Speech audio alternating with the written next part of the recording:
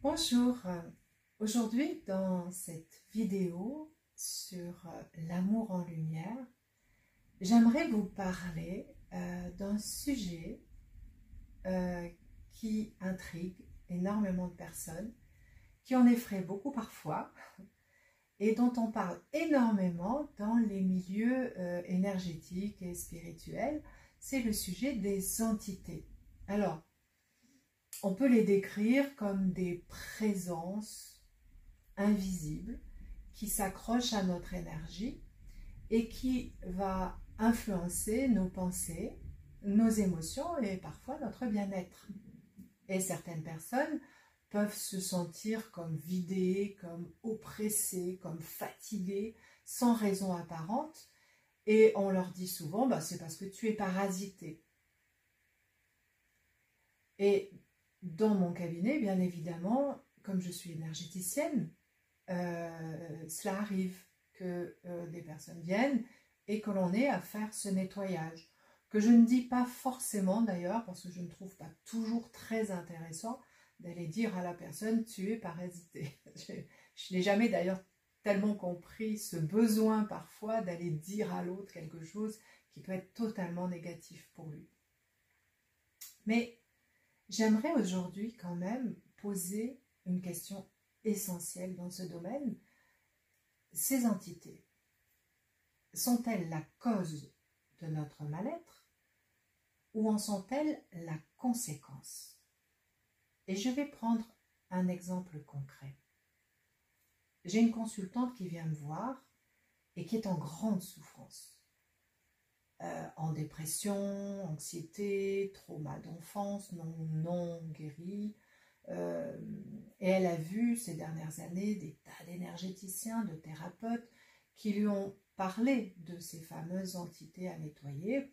Elle a donc suivi des séances de purification. Mais après des années, rien ne semble avoir changé. Et pourquoi?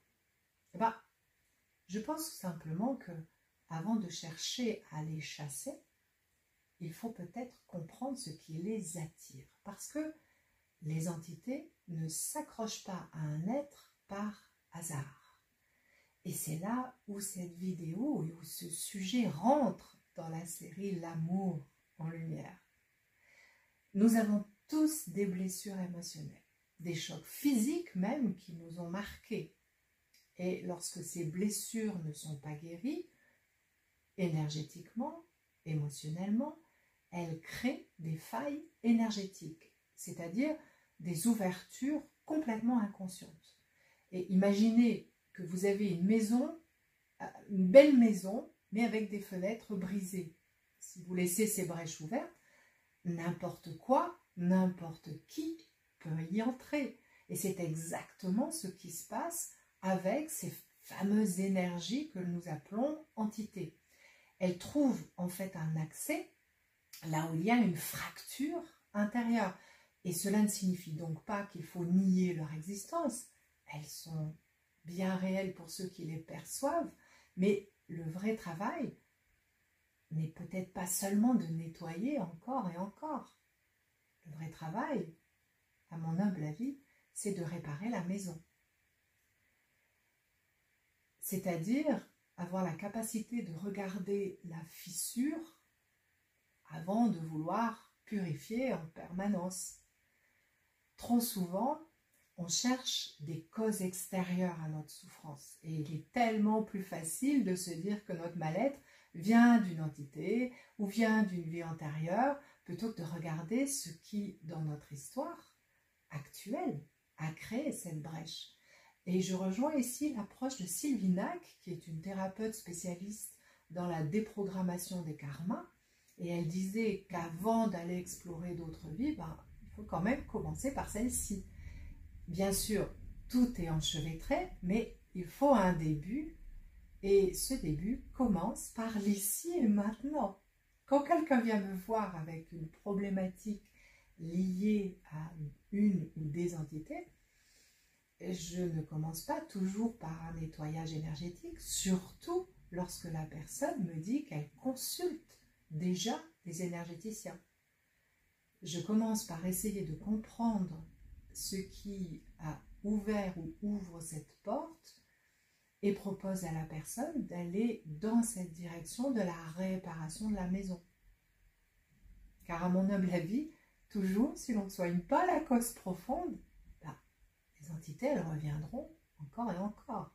Alors ça va faire le bonheur de certains énergéticiens, certes, mais pas le vôtre. Pour finir, j'aimerais vous rappeler simplement que le vrai pouvoir, il est en nous. Alors oui, il existe des techniques pour se protéger. On peut purifier, on peut harmoniser son énergie, celle de sa maison, de son environnement, mais rien ne remplacera le travail intérieur, cette fameuse œuvre alchimique de transformation. Alors, je vous proposerai 3 clés qui, à mon avis, me paraissent essentielles. La première est peut-être de travailler sur ces blessures émotionnelles. Plus vous guérirez vos traumas, vos blessures, vos mémoires négatives, plus votre énergie va devenir solide. En deuxième position, je dirais qu'il faut renforcer son ancrage et son alignement, parce que plus une personne est bien ancrée et bien alignée, et il est bien plus difficile d'atteindre cette personne énergétiquement. Et puis, en 3, je dirais se responsabiliser. Et c'est le travail le plus difficile sans doute pour énormément de personnes. Accepter que notre énergie est avant tout notre propre terrain, que c'est notre maison et qu'en réalité, c'est à nous d'en prendre soin. Et c'est là où intervient l'amour en lumière, bien évidemment. Plus on apprend non pas qu'à s'aimer, mais à être l'amour, et moins on est accessible à toutes ces entités. Il m'est arrivé d'ailleurs, je dirais il y a peut-être 2 ans, de croiser quelqu'un qui est géobiologue et qui m'a dit, mais on était dans un espace lourd et compliqué, et il m'a dit, comment tu fais pour garder cette belle énergie en étant entouré comme ça de choses très lourdes? Et je crois vraiment que la solution, elle est là. Elle est dans cette énergie première qui est l'amour créateur et qui peut nous protéger de toutes les entités et d'ailleurs de tout ce qui est du domaine du sombre, de l'ombre, de comme on veut l'appeler. L'histoire de l'âme est importante, mais attention de ne pas en faire un échappatoire, parce que le véritable travail commence ici et maintenant. Alors vous, est-ce que vous avez déjà ressenti cette sensation que quelque chose d'extérieur pouvait vous influencer? Et est-ce que vous avez pensé à ce moment-là que la solution se trouvait bien à l'intérieur de vous? Et ça ne veut pas dire ne pas se faire aider, parce que, bien évidemment, nous avons tous besoin les uns des autres. Et donc, parfois, nous avons besoin d'un thérapeute, d'un énergéticien aussi, pour venir nous aider. Mais il ne fera pas tout le travail, et surtout,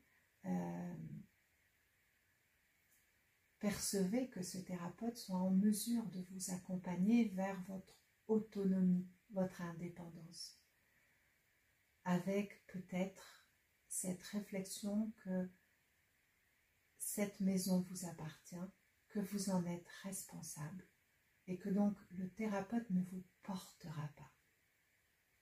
Il est juste là pour vous prendre la main et vous aider à passer un gué. J'espère que cette vidéo vous éclairera sur un point qui est d'une part de ne pas nourrir la peur face aux entités, bien évidemment, parce que là, vous créez une faille pour leur permettre de rentrer. Je vous rappelle d'œuvrer sur toutes vos blessures émotionnelles et vos mémoires émotionnelles, les mémoires lourdes, les croyances limitantes qui empêchent en fait la lumière d'entrer dans votre être et dans votre cœur, de renforcer votre ancrage et votre alignement et de rester responsable de votre existence.